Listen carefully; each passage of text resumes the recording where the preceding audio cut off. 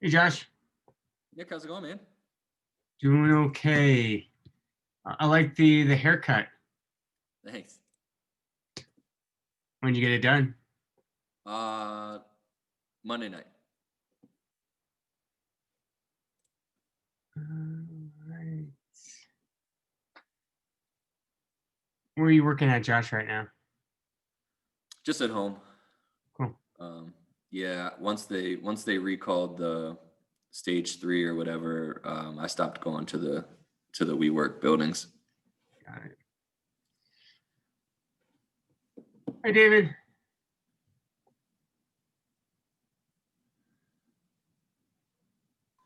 Hello, good morning. There we go. Good morning. Where are you connecting from today? I am in Denver, northwest corner. So Okay. So you buy like, now it's like Central Park. Is that I'm really close to Regis University, right up like Federal and 70. I was northwest. Got it. Okay. Yes. I guess you said Regis. I'm like, that's west. That's not an east, Nick. Okay. I'm in a weird space anyways, where I'm technically in a Denver mailing address, but unincorporated Adams County as like where we're in this like very strange little area that's kind of cut out of everything. Oh, kind of like a Glendale. Is that how Glendale works? Glendale is not incorporated with City of Denver. Interesting. Yeah. Probably just on the northwest corner then. Interesting. I didn't know there's so there's an Adams County within Denver. Like this tiny little strip of land that we're on. So we have Denver mailing address, but we don't get, for example, Denver compost or whatever. Like we would have to pay a ton of money to Adams County to get compost, which is just funny. Oh, That's cool. Awesome. Hey, gentlemen, how are you? Hey, Ben. How was your presentation in Seattle? I missed it. Yeah, it was okay. It was okay. Not a lot of people. Okay. So, not a lot of questions, which was more of the fun part for me. But Definitely. yeah, if I'm going to do it again, I would need a venue like this where more people are engaged, because you guys are always engaged. I mean, everybody in this group always has some questions. It's great. How many people did Seattle have? Honestly, I think there were 8 maybe for that day. Okay. Yeah, they're not competitors of yours. When are you gonna present Wilmington Cubs Denver then? I haven't applied. I know. Oh, I'll apply. Okay. Yeah, I'll apply.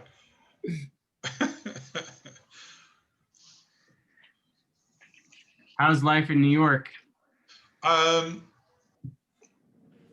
Honestly, it's pretty much the same as it's been. Numbers are going up in pockets. Yeah, so it's really the same as it's been for the last many months. Even when it was down, it's always still a little bit iffy to go out. But the subways are right. Everything's working. It's just with masks. Yeah. Yeah. Very cool. What are you doing for the holidays, for Thanksgiving? Unfortunately, nothing. I don't feel comfortable. My family's out in the Vegas area. Okay. And I'm not worried about the flying. It's just, I would feel, my mom has underlying concerns like asthma, and yeah. I'm fine, but your tests are only good for the 2 weeks ago.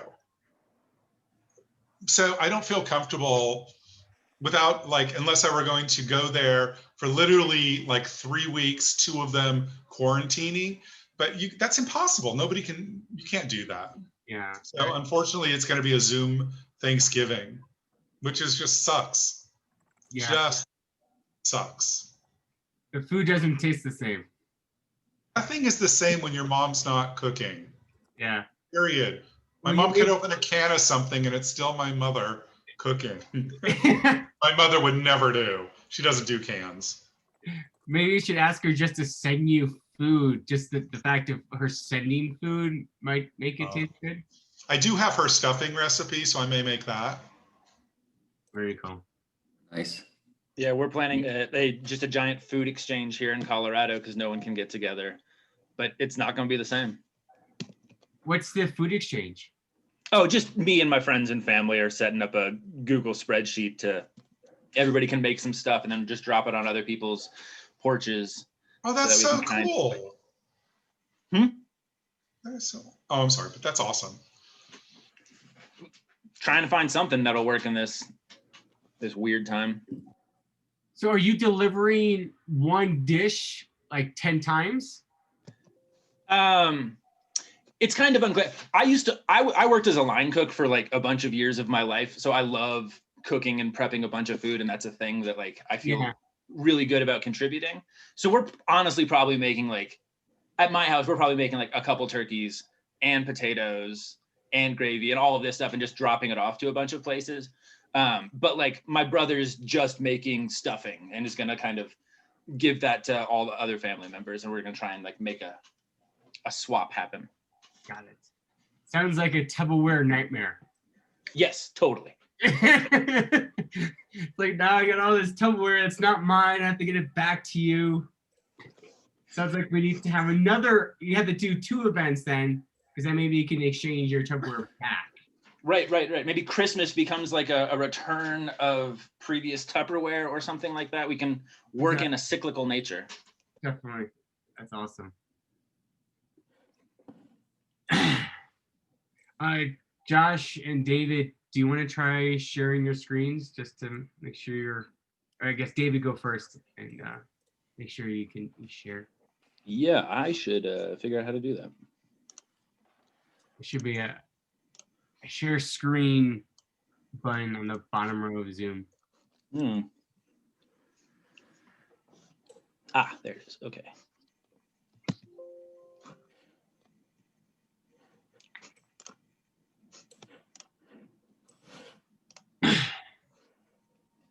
Cool. It says I am screen sharing, but my video is just showing me. Does this? I see your PowerPoint presentation. Okay, great.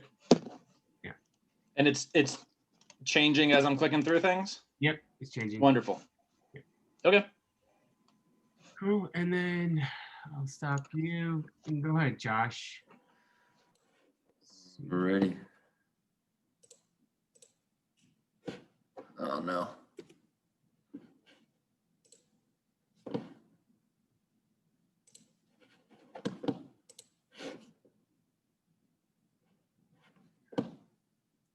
Awesome slide. Thanks, man. A lot of memes there. Awesome. Cool. It's not fun, so I thought I'd make it interesting. Good. Memes can do that. I now feel inadequate with how boring my slides are. Well, you have 6 minutes to make some memes up. I'm sure I can just go into a meme generator page and quickly get some relevant stuff. I don't make memes. Do you guys make memes at all? You guys get to that level? Oh, I used to love doing that. Really? Yeah, I would use like pictures of my friends and insert our own captions. Some quality ones, man. I'll tell you, it just comes to you. You surprise yourself. Somebody has to make them. My group chat is just, they're all dominated by GIFs instead of memes. It's just nothing but, little images of someone from some TV show. I'm curious how GIF makes money. Is it Giphy? That's one company. Giphy, yeah. How they produce, yeah, because they create all these GIFs for their platform. Curious how they make money off of them. I wonder if you would get some really interesting data. Well, because I would reckon that they have some way of Right, but I reckon there'd be something interesting about where GIFs get used in different contexts, and being able to tie those contexts together can provide some information that could be valuable or relevant to someone. But I don't know how Giphy actually connects to that. Are they using my data for a free service? Hey, Gregarious. What's up? We were talking about how Giphy makes money on GIFs they make. It's ads, no? I don't think so. Like, I just have them on my iPhone as a sticker, and I just select a GIF. I don't see any ads. I think on the website though, they shove ads like around stuff. Oh, okay, but not on the iPhone integration. They don't have anything. Yeah, I think the APIs and the apps just do searches, but the discovery stuff on the website, I think, is almost all probably ad driven. Same thing for Imager, I think. Yeah, Imager definitely. Oh yeah, I can see some ads. Okay, that makes sense.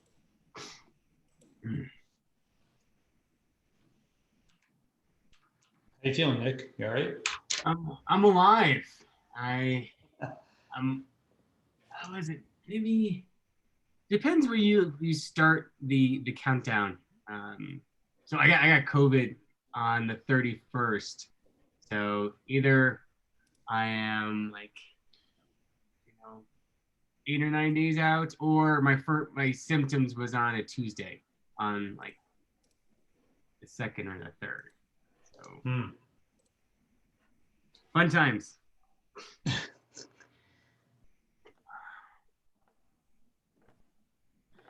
So you're pretty lightweight though. You don't feel too bad. No, I felt bad for like 1 or 2 days. A week ago. I just I had a fever, felt weak. And after that, I've been feeling pretty good. Nothing horrible, and not like having the flu, where you're just feeling like crap all the time. That's good. I mean, it's better you got the mild version, right? Yeah. But then I read a stat yesterday, there was articles out saying 1 in 5 people that get COVID get a mental illness. It was a study from the UK. You're already covered, so you're fine. Like 1 in 5? That's huge. Dude, you're gonna be like you're the new vamp, like that in that vampire range, because you're gonna have the blood that can cure people. Pretty much. You know what? I think the sad part about what you just said is that mental illness is there's so many different things that when people say I suffer from mental illness, I mean, it's like saying I have a single blood cell. I mean, what? It just doesn't cover. Or if somebody said, I have a think physical illness. Like that. Yeah, I don't think it's mental illness per se, though. It's actually like your brain chemistry changes, right? Like, which can have other, like which can manifest in different ways, right? Like, which may not be mental illness. Like, it could be like, slowed respiratory function or other things. Well, right? but see, that's the difference. When it's a physical thing, they'll say COVID affects your lungs, right? Yeah. So we get it. We know that COVID equals lungs. But other than that, they'll say COVID equals mental illness. What? So that's what I'm saying. It doesn't say depression. Yeah. What I've heard from relative to what Nick is saying, though, is that they're saying it can have longer term effects on your brain function, right? Not like your psychology per se, like it's Gotcha. higher order. It's higher order, and I don't know what the manifestation would be. Like, for Nick, obviously, we know what it'll be. Nick, I think I read the same article as you did, and if I remember right, it was specifically anxiety and depression were the ones that were first-time experiences of anxiety and depression went way up in people who are post-COVID, which is wild. Yeah. So I'm like, that's me, baby. We'll see. Well, what's interesting is the part about once you get it, it forces isolation on people, right? Like, and so like it kind of inherently breeds those two things, right? For folks, right? Because you're forced to quarantine, isolate, right? Like there's tremendous uncertainty about like, you know, what the short term and long term. I mean, it's like it like literally creates itself. Those two things. I think what I'd like to know is that if it either creates new forms of mental illness, like new kinds of anxiety, or if it exacerbates older ones. Maybe it's like So- limitless. You become a super genius. Yeah. Ooh, that's awesome. Can I get COVID, please? I'm kidding. Come hang out with me. You'll get Go hang out at Nick's. fun times. Okay, we're gonna get started. Yeah, Eric, Nick has COVID right now. Yes. Has or Damn. Sorry, man. it's okay. Maybe I'm over it. I'm not sure. Does it go away? Is it just like if you don't test, you don't have it anymore? Is that the rule? I don't. No, I mean if you test negative. Sorry, I mean like if you get a negative test, does that count as not having it? Yes. Yeah, they don't recommend having a second test because from what I was told that a second test can show you're positive, but not necessarily that you can spread it. Gotcha. Not a good test. Well, glad Anyway, you're here, man. Let's MCing is way too much work. good. Glad to know. Oh, I appreciate you filling in. I wanted to be here, but my health said no. Okay. Yeah, I think it's you have to wait 14 days after the first sign of symptoms. I think that's how it works. All right, couple housekeeping rules for you guys. As this loads. Please mute yourself when not speaking. Raise your hand. Use the raise hand button to ask a question during the Q&A session. You're welcome to use the chat feature in Zoom to share links about yourself. And you can also change your name in Zoom. One way of changing your name would be maybe do first name, job title, or first name company, just so we can get to know each other a little bit better. We're gonna get started. 1 Million Cups is a weekly educational program developed by the Kauffman Foundation. Over the years, we've added more cities. Creates a great energy here to see what's happening across the country. What I've learned from other entrepreneurs is very, very valuable. Sitting in a room with other people that have ideas too, it helps people to know, you know what, my idea is worth something. It's worth pursuing. It's worth going after it. Even if it looks like a challenge, I should still go out and try to do it. All right, well, welcome everybody. My name is Nick Campion. I'll be your MC for today. Here at 1 Million Cups Denver, we meet every Wednesday at 9 a.m. via Zoom until further notice. We do virtual coffee at every meeting. So if you have your coffee cup or if you're drinking tea, that works too. You can show it off. I got my 1 Million Cups sticker. We do 6-minute presentations, not pitches. We're here to connect, not network. After the presentations, we do 15 and 20 minutes of audience feedback and questions. It's a great place for entrepreneurs to be vulnerable, open, and transparent. I'm here to discuss ideas, not people. All right, looking at the room, I have a poll here. I'll launch. Yes. Who here is new to 1 Million Cups today? Anybody? Any newbies? Let's see. Everybody looks familiar. Awesome. I sent out a poll. If you could fill it out, that'd be great. Asking if you're new to 1 Million Cups, if you consider yourself an entrepreneur, and what's your favorite season? So we're going to find out what the room's favorite season is. Moving on. If you don't know, 1 Million Cups has a website, 1millioncups.com. For our chapter, it's 1millioncups.com/Denver. At this link, you can see who's presenting each week. You can also sign up for our weekly email that we send out about who's presenting each week. Quick shout out to our sponsors, Enterprise, Founders Craft, Mill Estate Coffee, Good Elephant, Pono Media, Colorado Lending Source, Rocky Mountain Photography, The Commons on Champa, and WeWorks Lab. Let's give them a round of applause.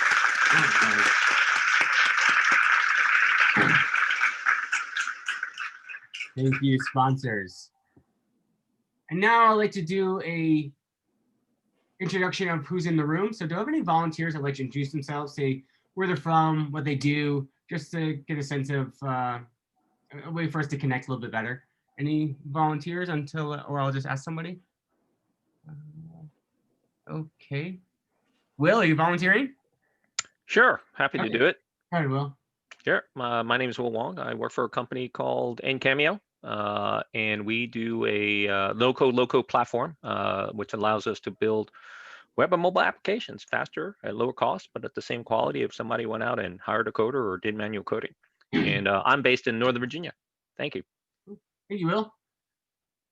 Mark, would you like to introduce yourself? Sure. I'm Oh, Mark. wait, sorry. Okay, go ahead, Mark Eagle. Then Mark Curry will be next. We'll do both Marks. Okay. Go on, Mark. Thanks.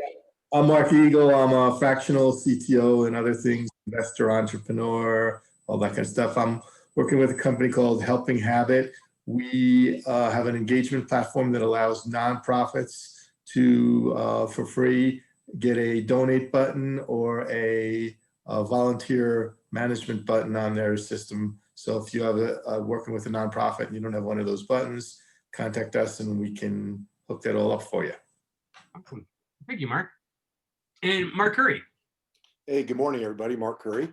I'm a co-founder of a company called Innovative Insights. And this is my first time to 1,000,000 Cups. So very interested in seeing how this all works out, albeit in a somewhat modified format, given our situation. and the thing that attracted me to, we do information security consulting and a lot of also organizational change management on top of that, not just related to information security, but a lot of agile. So I'm very interested in the GroupThink as it relates to some of the agile stuff that we've been doing with some of our clients, and the VensureHR I'm actually interested in for my own company. So awesome. Thank you, Mark. How did you hear about 1,000,000 Cups? Just through the internet. Yeah, you know, I think probably through the agile community. Okay. The internet. Yeah. Just. Are you in the I've heard Denver about it for area? years, and just haven't ever made the time to show up. Awesome. Thanks for making the time. And are you in the Denver area as well? Our clients are. We're down in Parker. Okay. Cool. Awesome. Yeah. But we're all remote, so it doesn't really matter where we are. Yeah. Yes. Well, thanks for joining, guys. Will, Mark, and Mark, if you want to share any links about what you just talked about, you can use that in the send those in the chat as well. Okay, going back to my screen.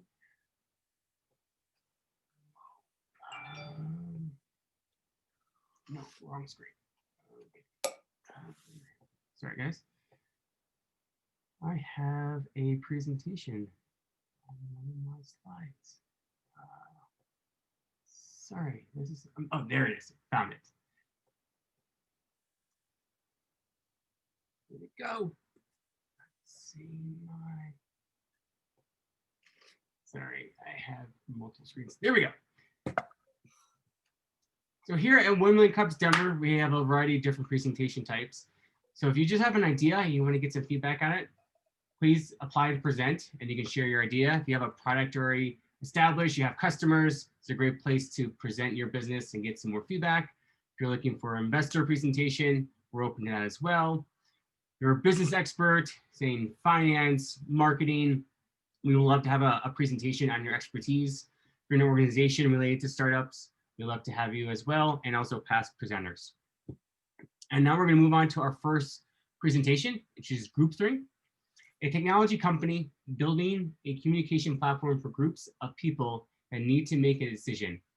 Building an app platform that asks the members of a group questions and synthesizes their answers to guide deliberations. Let's give a big round of applause to David and GroupThink.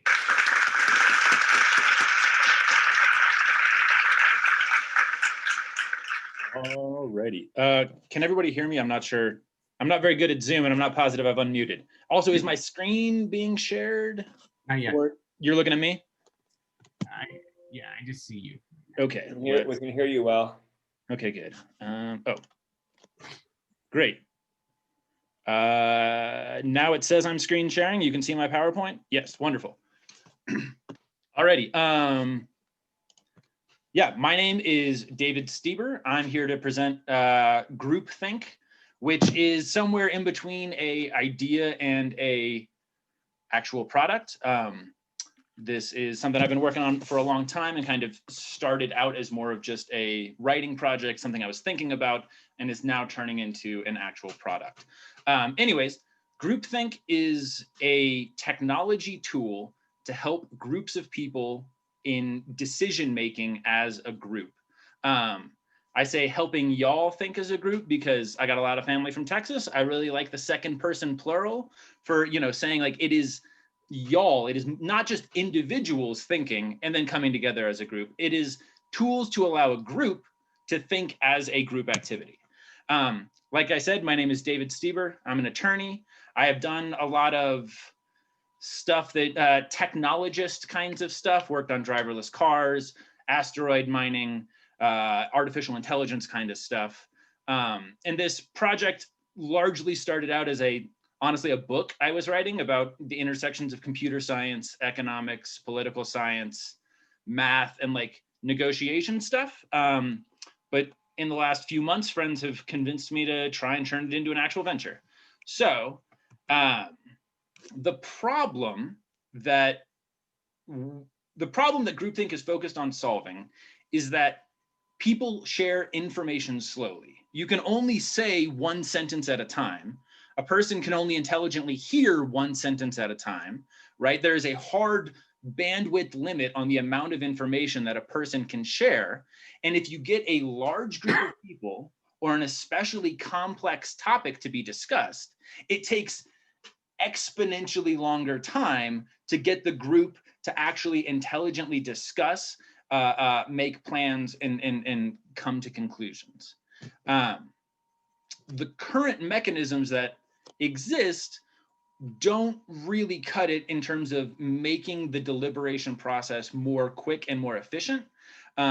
Things like email or Slack or Zoom are great for getting people to communicate across large distances, but it's still the same problem of all y'all have to be quiet while I'm talking. And if someone else is talking, we all have to be quiet and wait for them. Other mechanisms that exist are things like voting, but voting mechanisms, especially in the context of a group of people deliberating, tend to be really simple. The question needs to be framed as a yes or a no question, and you raise your hands for yes, keep your hand down for no. Our idea at GroupThink is to use technology to build a communication platform for group decision making. And what that means is by having a platform on which the group can discuss and deliberate, it opens the door to a lot of ways to make the deliberative process quicker and more efficient. The experience as a user of GroupThink would be like a iterative responsive survey. So you would be presented with a question. If we go back to our, instead of a vote being a yes or no, right? Something that is up for discussion gets presented on the platform, and you are presented with the total list of options that are available. And then as a user, you can do ranked choice voting. You could do approval voting and say, I approve of all of these options, but not these ones. Liquid voting, which is where you would say, you know, honestly, on this agenda item, I'm not sure how I feel about it. I want to give my vote to fellow board member Mark, who I really trust on this issue, right? Or by having a platform for this kind of deliberation, it allows what we call vote fracturing, where you could say, you know, I really don't know about the specific options that are available, but what is important to me is maintaining employee morale, or keeping a good image with our clients, or making sure we have enough money in the bank for later, right? Like a way where you can say, these are the values that are important to me on this issue, even if I don't know exactly how those correlate with the options that face us. Finally, by having a platform for group decision-making, the computer system can transparently combine all of the members' responses to the questions in order to show the group where the group is and where things go moving forwards. So if you have people responding to the agenda items by ranking their choices or saying what they approve of or don't approve of, it's trivial for the computer system to then come back and say, okay, here are two options that absolutely nobody liked. We can just cut those out of the decision tree. We don't have to deal with them anymore. These are the three options that are most popular. here's the relative ranking, the percentages of people who align with them, and here are the things that people say why they have chosen those options. So now when it is time for the group to actually begin deliberating and making decisions, they have real tangible information about where the group is, what things need to be discussed, and what can be ignored because it's not really relevant to the discussion. Our ideal market for this product is literally every group of people who make decisions. I think this can improve the current mechanisms that guide group decision making are mostly artifacts from the 19th, 18th centuries.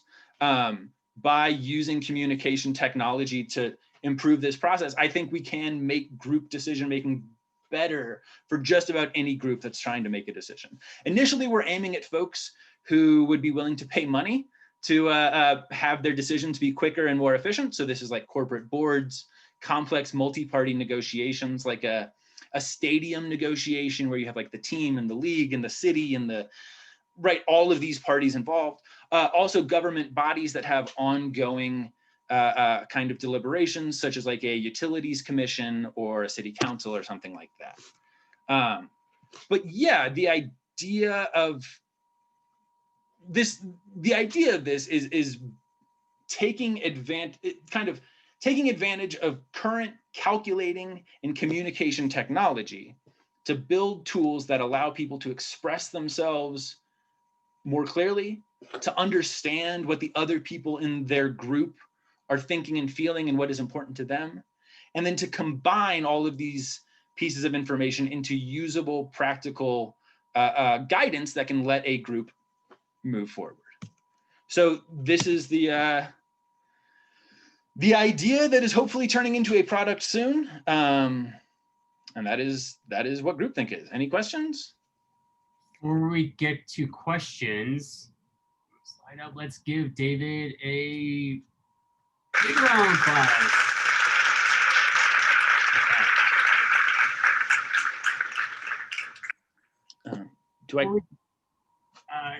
Right before we get into questions, just a couple announcements. During the Q&A, limit to 1 to 2 questions at a time. If you have more, let's let someone else ask a couple of questions and I can come back to you later. Please use the raise hand button and I'll call on you. If you can't figure out the raise hand button, send me a chat message and I'll call on you as well. Nick, do I got to do the call on thing or can you handle it? I'll handle it. Okay. So it looks like we have Gio. He is the first person with a question or feedback for you. Hey, David, great presentation. Gio here from Colorado Springs. Hey, Gio, thanks. I love the idea. It's a really big idea. And if we were like on Shark Tank, man, I'd be vying for the position.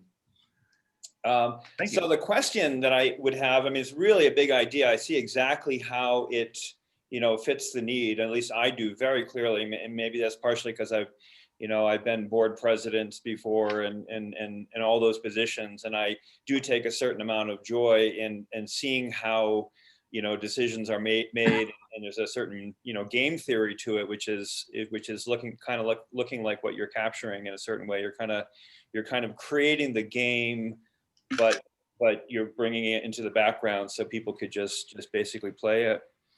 Do you have an idea about maybe what the price for a service like this might cost? Do you have any thought about that at all?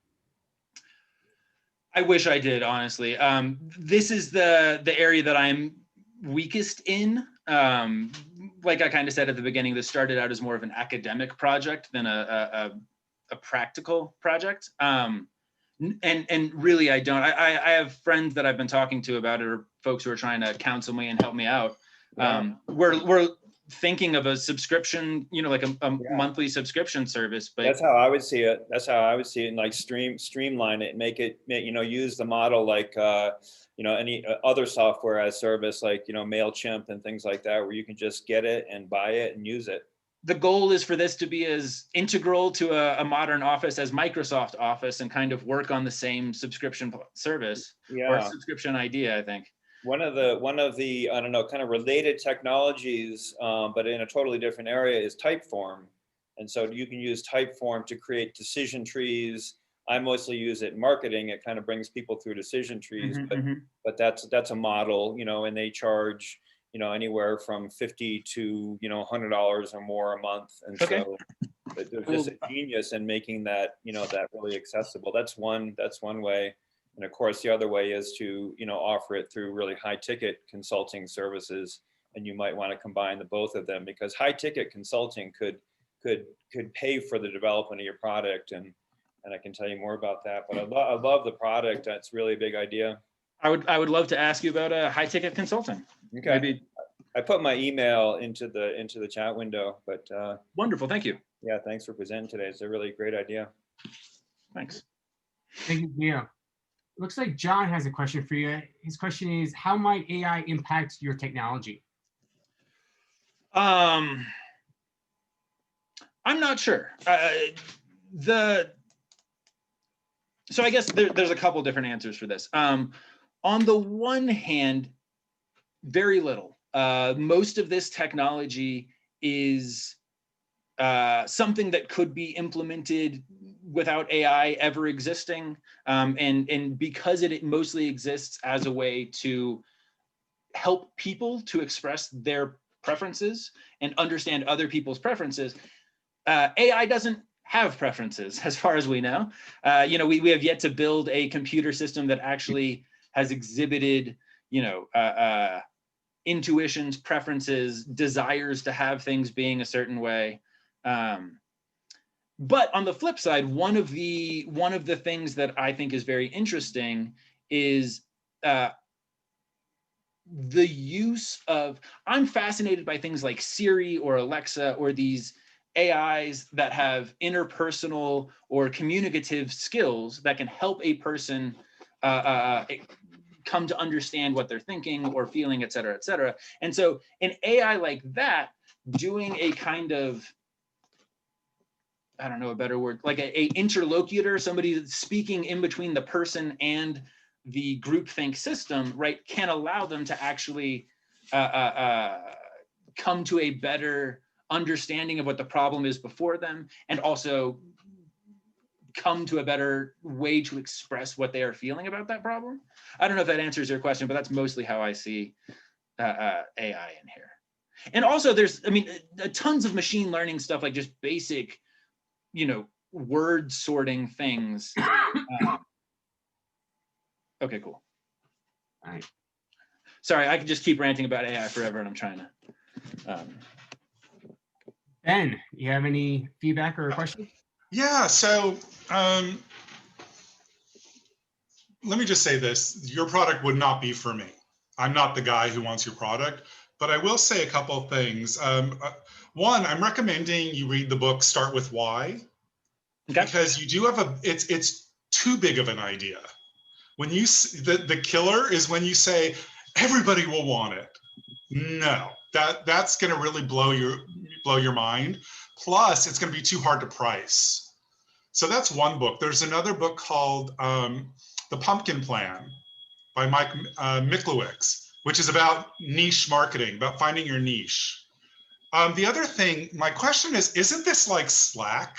How is this different than like Slack or even Google Docs, where you can have multiple people share at the same time and create something? I didn't quite understand what is different between what is already out there, or I didn't get that. Great. Those are just kind of my feedback and questions. No, thank you so much. Wrote both those books down. Look forward to reading them. The main difference between something like Slack or Google Docs is the various mechanisms for voting and the way that those mechanisms for voting can be combined transparently to guide decision-making forward. So like something like Slack or Google Docs, even like a Google Forms where you're sending out a survey, or SurveyMonkey, where you're sending out a survey to everybody on your team to figure out what they feel. Those systems have like a pretty limited way that you as a respondent can respond. And the limits of the responses cuts off subtlety and information that the respondent could be providing. And also, there isn't really a good method. So the heart of our system is that asking people questions, taking in their responses, and using that to produce another round of questions, which guides the conversation forward, which isn't really a thing that exists in these other systems. It sounds like you're doing, you're trying to do kind of like a decision tree. Big idea, people vote, it gets narrowed down, people vote, it gets narrowed down until you finally have something that's workable. Is that kind of what it is? Or am I missing? No, that's spot on. It's allowing a group to build and prune the decision tree in a transparent way. Right, here to here. Right, but it's also when you start out at if you start out at a moment of choice, right? Figuring out what the various options are at that moment of choice from the different members. I guess, yeah, 100%. I'm just thinking, just start whittling away at what you're doing. Start bringing it down to something bite-size, and I think that'll really help. Yeah, no, this is by far the best bite-sized version I've done. That is the project right now. There's a 400-page book about like Claude Shannon's mathematical communication theory, economics, and democracy that is nobody wants to read, and this is the much shorter attempt.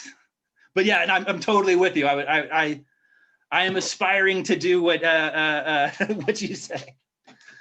Thank you, Ben. Gregarious, you're next. Hey, David. So I used to do a bunch of innovation consulting work, and I actually prototyped an app that I called MindMeld. And it was, I think, very much in the vein of like, I think what you're describing, because one of the problems that a lot of organizations or groups of people have is that they don't have consensus on what they have consensus on. And so for example, I would use this like with brands to be like, okay, like, why does my team, like, why does the innovation team exist? And you would get like 500 different answers. And so I think like, if you almost like used it, like if the idea is like less about surveys and more about like Reddit for forming consensus, right? Like it feels like you just create a new subreddit and then you have discussion about that thing. And I think the idea of getting to a finite specific thing actually may be the thing that throws me off the most. Okay. Right? Like, because I think usually most decisions don't actually end in a decision, they end in options, right? And so, but getting to the right set of options is actually more useful and powerful than actually a decision. Because usually what happens is time has to pass to evaluate those options more so, right? Otherwise you're relying on just the internal expertise of the people who are there versus like, okay, here's our 3 top candidates. All of you go research. You're going to be on this team. You're going to be on this team. You're in this team. You're going to go research, and then you're going to continue that process again, right? So I think like maybe framing it as a way to arrive at the best options is almost better than at arriving at answers, right? Because there's a lot of power in that. I think you are exactly right. In saying that, I realize that I've been speaking unclearly, right? Because to me, the most important decisions is pruning an option off, not going down to one option, right? That's and right. and the eliminating, yes, is more powerful than expanding, right? Right, and this tool is more useful to go from 50 options to 3 options, and going from 3 options to 1 option is going to be a interpersonal, it takes time kind of thing, just like you're saying. No, thank you for pointing that out. That is a great note. Thank you, Gregarious. Will has a question for you. What is your sequence to build your application roadmap? What features are first? I hope I'm answering this question correctly, because this is not something that I'm especially expert in. But the goal is to build a the goal is to build a small version that can handle a single question and the people's responses to that question, and a synthesis of their responses, as like the tiniest version first.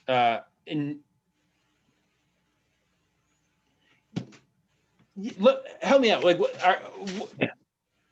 Yeah, I mean, I think it does go back to probably what Ben said, right? You know, I mean, once you understand your why, then it probably helps you out on those roadmap. I mean, I asked a question probably before Ben asked his, so you know, so it's more of a, from a sequencing standpoint, you probably do need to kind of focus in on the why, and eventually that'll, once you figure that piece out, then that'll help you with your product development roadmap. So I got the cart too far in front of the horse, actually, with my question. So are you asking software sequence or product roadmap or both? Yeah, I mean, it goes more to the product sequence, right? You know, because I mean, you're not going to be able to build the whole thing in one fell swoop. No. So the easiest, smallest version of the product is one group of people meeting for one decision. Specifically, the honestly easiest place that we're aiming is tools to help large. So if we're building a single vote, single resolution system, the places where that product is useful is in things like funds, or a group of people distributing illiquid assets in a agreeable way. The very smallest version of this was initially designed for wills and estates in legal systems. So let's say someone dies, their will is very simple. It just says, split my assets equally among all of my grandkids, right? But they have $10 million in illiquid assets and 19 grandchildren. This is a situation that crops up in the law all the time. And the normal thing that happens is the family has a huge rift and never talks to each other again, because there's no good way to come up with a clear distribution of a whole bunch of illiquid assets. This was the smallest version of the system originally, because it would basically be one vote, one conclusion, as in getting everyone to quote unquote vote on what they wanted from the estate. But yeah, no, honestly, finding a small version of this is a struggle, is a problem. What maybe would be helpful is to figure out, like, what's this biggest pain point you want to solve, and build a feature that solves that initial pain point, and kind of go from there. Yep. It seems like you have a lot of pains you're trying to solve, and if you can narrow down just to one initially and build features around that, that would be. Yeah, I think and I know I'm running out of time here. The thing is, the problem is that there's a whole bunch of pain points that look really like distinct things that are all the same kind of problem, but we don't talk about them as the same kind of problem. If that makes sense. And so part of my problem is trimming off things and saying, like, no, I'm not going to talk about that. I only want to talk about on the narrow focus thing, because yeah, it is a widespread kind of thing. Time for a couple more questions. Kevin, did you have a question? Yeah, basically just curious if you've been involved in bar camps or know about the history of the hashtag. A lot of the ideas that you're talking about are really similar to the unconference movement, and some of those ideas. Just wanted to see if you were aware of those, and if and how that integrates with what you're working on. Totally not aware of any of those. I would love to get an email and learn some things. Okay. And then final question goes to Derek. He says, what do you see as your biggest risk right now?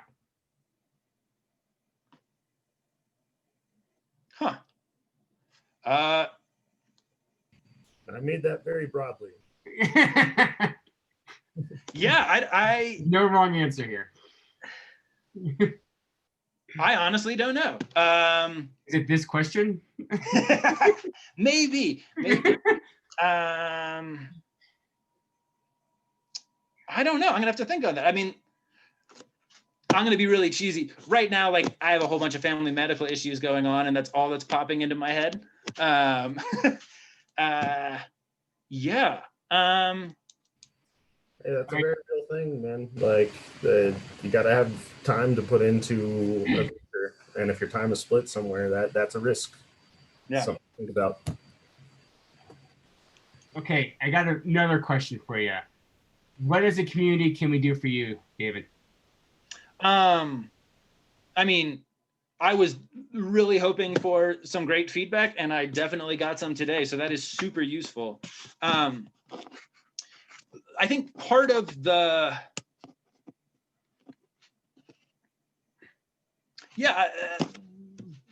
the thing that is useful, I mean, all of these notes that everybody just gave me is very useful, but if you have any sort of thoughts or questions about where this would be usable or how you think this wouldn't be usable, that is most of the research I'm doing right now. I mean, like the start with why kind of stuff, figuring out the product design path is where I'm at right now. And if you have anything you want to tell me on that front, I would love to know it. But no, I mean, honestly,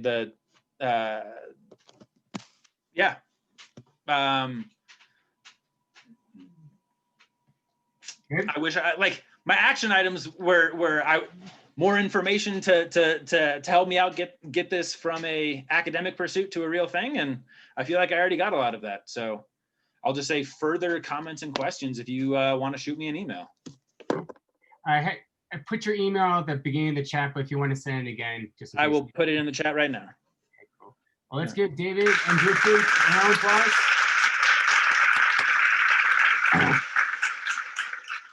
All right.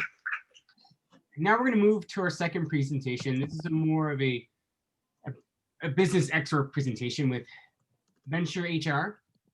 Is one of the nation's fastest growing PEOs, offering complete end-to-end solutions for outsourced payroll administration, human resources, health benefits, risk management, and workers' comp for business of any size anywhere in the US. Let's give a big round of applause to Josh and VensureHR.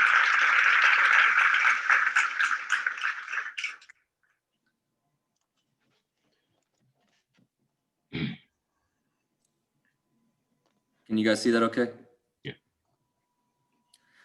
Okay, so I'm going to talk today just a little bit about compliance. It's not super exciting, so I try to make it fun here and move through this. The current, landscape of what compliance as opposed to what it's used to be is much different. It used to just be, common law and case law, and now you have everything from ACA to OSHA, whether it's hiring, firing, training, all these different pieces of your business. There's individual compliances that are going along with them, and it's really important for businesses to understand them, although it's difficult to know them all on their own. So it's nice to have somebody that's in your corner and understands compliance. So if you guys don't have that, I would certainly just recommend it. What happens if you're not compliant? Well, it opens up to fines. If you have contracts with the government, you could possibly lose those contracts. And just in general now, there's a lot to keep up with, from whether it's harassment, whether it's discrimination, all these types of things. So if you guys have heard of EPLI before, it was Employer Practice Liability Insurance. That's a really good one to have as you start to grow, because what that does is it protects what you guys have already built as a business. Even from a chance where you're interviewing somebody and that person you're interviewing felt like they didn't get a fair shot, whether they felt like they were discriminated based on sex or race, even though they weren't an employee of yours, that's still a risk for the business, and you can actually be sued for that. Some common mistakes just early on, what an exempt employee versus non-exempt, and also throw in like a 1099 in here as well. A lot of people like to use 1099 employees because there's a lot of work that you don't have to do with them, and that's great. But just be aware of what's going to qualify, you know, a 1099 versus somebody that you do need to have W-2'd. So just make sure you're doing your diligence and looking into that. Something else that's interesting is not all salary employees are exempt employees. So you should really check the Colorado overtime and minimum pay standards order, because that's going to give you kind of direction on those type of things. What I do is a PEO. And what is a PEO? A PEO is a professional employer organization. We partner with small and medium-sized businesses, and we put them under one umbrella. And then we use everybody in that umbrella to go out and get a large group plan for medical. So it gives you more options for your business instead of maybe one or two healthcare options. We get multi-employer plans for 401k. So it drops those fees down a lot, particularly, you know, early on, you may only have the executive team or yourself wanting to contribute, you know, to 401k, but there's still discounts and things that you can get on from a tax for $1 for dollar, because of there's different acts and stuff that are in place for non-highly compensated employees, and you can actually get credits back for them on that. We also work to get discounted workers' comp as well. So we kind of take all those things and we put them onto one easy to use technology platform. So instead of going to 5 different people for items that you need for HR, this puts everything into one place. I thought this is interesting. For every $1,000 spent to bring in a PEO, there's an ROI of 27%, which is pretty high. So you may invest in you know, the administration of getting a PEO, but you may end up saving, you know, $10,000 on healthcare. You may end up saving $30,000 on 401k fees. The EPLI insurance may be cheaper than what you get, or maybe you've had to let some people go this year and you've had an increase in SUTA. And our SUTA rate is very low in Colorado. And this is just kind of a breakdown. So you know, you are working in silos. You may be going to different places for everything. So for 401k, you're going to have to do your filings, making sure the deductions are correct. Workers' comp, you may have audits, maybe making sure your codes are correct. Payroll management, taxes, dealing with unemployment. HR is a ton of stuff. And then benefits, depending on how many types of benefits you want to offer. So this is a big spider web that they're asking people that have gone from, excuse me, from an entrepreneur and now to an employer. There's a lot of new things that they're being asked to take on, essentially overnight in some cases. So our goal is just to take all that away and really be, you know, a back end for you guys. Everything you guys do is controlled on the front end. You control all your employees. We don't take control of any of that. We're really just helping from a compliance and making sure that your benefits offering is going to keep you competitive with the larger companies. It's basically like having a Fortune 500 benefits to be able to offer to your employees. And that's it. Questions? Possibly you. Awesome. Let me give my slide. Was not ready for this for some reason. Let's give Josh a round of applause.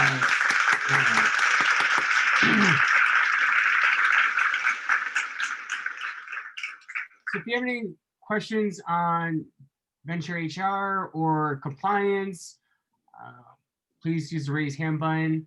I'm going to start off with a question for Josh.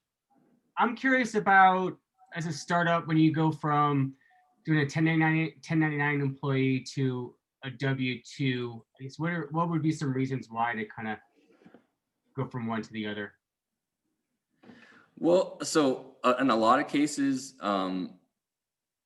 people think that it's better to do that for like a family member or something like that. They'll just keep them on 1099. Some downfalls of that is that they're going to have to pay taxes on the back end. There's also you know, when you're looking at what the business is going to do from a tax perspective, it's really important to look at if that's going to make sense to you guys from a tax standpoint. Obviously, it's great that when you have a 1099, you don't have to pay for those insurance, you don't have to give them benefits or any of those types of things. But you do need to make sure that you're filing the proper forms for that. There is still work to be done with a 1099. However, it is less than a W-2. Was that helpful? Yeah. And from your experience working a lot of startups, it seems like you solve a lot of problems. What's one of the biggest like pain points you solve for a startup? So I think it is just understanding the depth of what they need to know. It may be fine to do a monthly payroll in your current, with your current state of business, but let's say you hire somebody in California, you can't keep them on the same payroll cycle. They need to be at least semi-monthly. There's not a monthly option for the state of California. So as you grow your business, not only are you subjected to the laws that are in your state, but as you hire people maybe in different places, there's different rules to that, and you're expected to be keeping track of those as well, which can be really difficult for people to understand. So just we take a proactive approach and just trying to make sure, hey, do you guys know that the equal pay for equal work in Colorado starts on January? You may have hired somebody because of their experience, you may have given them different pay. But now, if somebody were to come in and look and say, oh, okay, well, this looks odd. It looks like John and Jan are doing the same job. However, John's getting paid a lot more. That's not something that's going to look good. So you need to make sure that you have everything in place so you can explain that and give those reasonings. Cool. All right, awesome. Thank you. Gio, any feedback or a question? Yeah. Hey, Josh. Hey, I like your business a lot. It seems like a real meat and potatoes kind of business. Like there's a clear and definite need, so that's cool. It also seems like there's maybe an innovation edge to what you're doing. And I'll tell you the thing I'm most interested to hear, that I don't often ask this question, but I am interested to hear what your entrepreneurial journey has been up, to bring you to create this business, and where do you want to go with it? Yes. So I grew up, my parents owned a restaurant, and I grew up in a small business, and we paid cash we didn't have insurance because there was only one plan available. So we decided to just pay cash for everything. My dad had a bookkeeper. The bookkeeper ended up stealing a lot of money from him. So there's a lot of previous experiences that I had, that when I learned about a PEO and what that was, that was really attractive to me. And just the ability to help out small businesses, although we can work with, companies that are over 100. I really like to focus in the 5 to 50 range. It personally brings a lot more joy to me to work with smaller businesses, and I like their missions. I feel like, a lot of times you get to feel like there's some kind of personal impact as well. Cool. Have you had a business your own before this one, or is this your first startup? This isn't my business, so I'm just a consultant with VensureHR. VensureHR is in the top 5 PEOs in the country. Okay. And is our PEOs, is that the innovation? Is that a fairly new framework? They've been around since the 1980s, but it's just something that's really people don't know about. So it's really an education and just kind of getting the word out about what this is. And there's a lot of confusion as well. It's like, oh, like so this, you know, I'm filing under this company, and now what happens to my employees? There's usually some confusion about how it works. So a big part of what I do is just trying to explain that, hey, you know, we're just the roots at the bottom of the tree. You guys are the trunk. You guys are the limbs. The employees are the leaves. You guys handle everything that everyone sees. We're just really here on the back end, you know, trying to help you out and make sure that you don't get fined and things like that. Yeah, really fascinating. I look forward to learning more. I'll get your contact information. Absolutely. Thank you, Gio. I guess, Josh, you just want to make sure that tree doesn't get cut down. Yeah, and we've been able to help a lot of people, you know, a lot of small businesses with the PPPs and just trying to extend as much knowledge as we can out.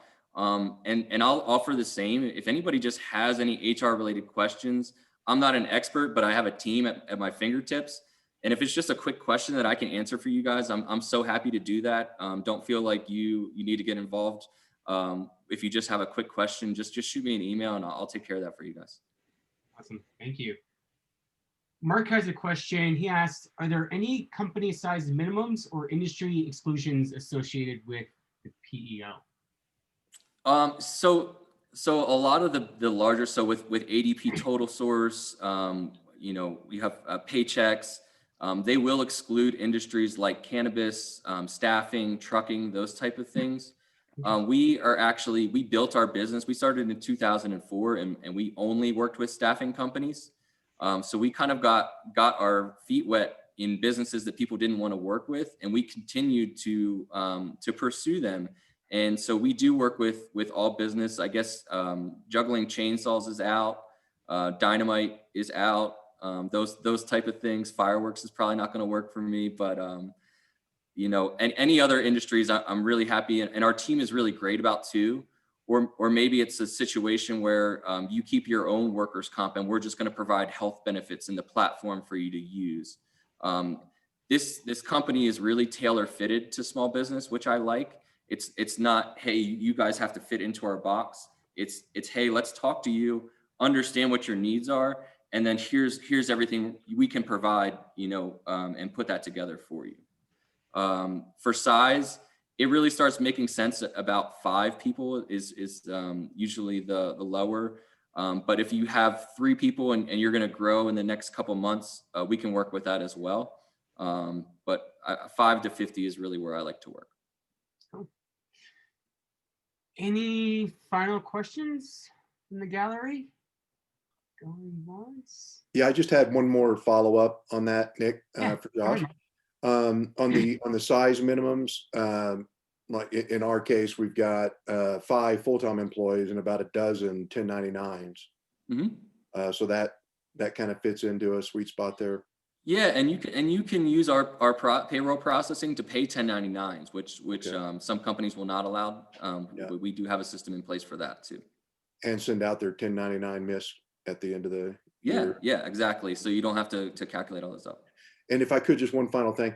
And you did mention you can do piecemeal. So for instance, we've really struggled with our health plan. We never have liked it in the last 5 years. It's very expensive and not very strong. Mm-hmm. If we chose to, we could just participate in the PEO just for our health insurance. You're still going to have to run the payroll through us. That's a big piece, because with the access to the large group plan, you're going to need to be under our EIN for gotcha. For the filing. But if you wanted to keep your own workers' comp, you could piece that part out. Gotcha. Okay. Thank you. Thank you, Mark. Any final questions? I have a question for you, Josh. What as a community can we do for you? Yeah, so anybody that's maybe unhappy with who they use for payroll, I would love to talk to. Or if anybody's received a healthcare renewal that they don't think is fair, if they've gotten a large renewal, or they would like to have more options for their employees, they generally get between 3 to 5 plans with us, they may only have 1 to 2 for a smaller company. So anybody that you know that would be feeling those type of things are good people for me to connect with. And it doesn't mean that they have to go with me. We can just have a conversation and see if what we have is a good fit for them. That's all. All right. Well, let's give Josh a round of applause. Josh, I would like to follow up with you. Yeah, absolutely. Please, I'll put my information in the chat too, and please let me know. Great. I love seeing the connections. Any community announcements? Anybody have an event they want to share, or event they're going to, or just something going on in their life or in their business that they want to share? Anybody? Nick, I've got one here, Gio here. So I'm doing an event tomorrow, and it's kind of focused around if you're an expert and you're interested in learning how to monetize your knowledge with immersive online training courses. I'm offering this webinar tomorrow at noontime. And my main focus is really kind of on the business model. I'm going to be talking about how you can earn $250 to $500 an hour by integrating online courses into your coaching, consulting, or training practice. And I just dropped the link into the window, and so anybody's interested to join, I'm going to just be doing it live with the Zoom, and ticketing is just done through Eventbrite. Cool. Awesome. Thank you. Any other announcements? Going once, twice. Okay, we're gonna keep on going. Right now we put the Green Spaces watching party on hold until further notice. Just a reminder, 1millionclips.com/Denver is our website. This is where you can apply to present, also get information on today's presenters. And these are the different types of presentation types we're looking for: idea, product, investor, business expert, organization, and past presenters. Just a quick reminder, everybody in this room is awesome, so keep on being awesome. I really appreciate you guys coming out each week. It's really great to see same faces and new faces as well. Please share. If you have somebody that would be interested in joining, send the link. We'd love to get some new people in the room. So the question of the day was, what is 1 Million Cups Denver's favorite season? The answer is fall and spring, which I'm kind of shocked. I thought winter would have been up there, but fall and spring was the answer. Quick shout out to the organization team, myself, Gregarious, Kevin, Carter, Ali. If you'd like to help us out, we're always looking for new people. We can use some help reaching out to startups to have them come and present. We need to get some more companies in our pipeline. And that's all I have for this week. So thanks for coming out, and a round of applause to everybody. Thanks, Nick. Good luck with the Rona. Holy shit, man. Yeah, I'm almost over. It's okay. Friday should be the day I get to go back to freedom. Wow. All right. Good. But I am one person that had COVID, so it's Okay. real. I missed the very beginning of it, Nick. So, but I thought I heard that. So, okay, I can say I know somebody. Yeah, I know. It was weird for a while. I didn't know anybody, and yeah, it's me. So. Okay. Well, you look good. Thank you. Yeah, last week I was kind of sick, but feel much better. But not terrible though. Yeah, I feel kind of normal, which is a good thing, I guess. But still not sure if I can spread it to other people, which is kind of scary. Yeah, that's annoying to know too. I've certainly heard of people who have, major complications and all. Yeah. But yeah, you're the first person that I know who actually has it, or had it. You're welcome. Okay. Great organizing, all you guys that are on the organizing team. I'm just so impressed with the quality of the people that are coming through. It's really stimulating, really makes me want to keep coming back. Awesome. Yeah. Thank you, customer. We appreciate you coming, Gio. Well done, guys. Thanks, Mark. Appreciate your questions. Be safe. All right. All right. See everybody later. All right. Bye, guys. Have a great day. Bye, Kevin.